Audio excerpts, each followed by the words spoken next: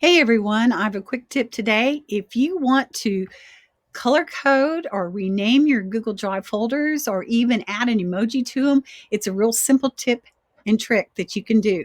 Go to the Google Drive folder that you want to rename and right click on it so that you see rename, click rename, and then come in here, and in this particular case I am just going to add an emoji to the front of it, so I put a space in there and go back, and then I right click and it says emoji and symbols, and I select that, and then I'm going to come down here and I'm going to search for a books icon or emoji, and it's going to insert it right there.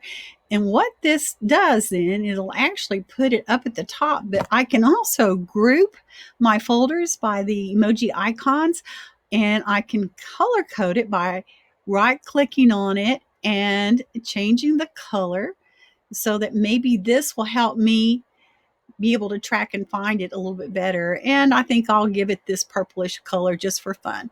And you can see what you do, and it makes it real simple. And then once you get that one done, you may want to go do several of them that way and have a little bit of fun while you're doing it too. Talk to you guys later.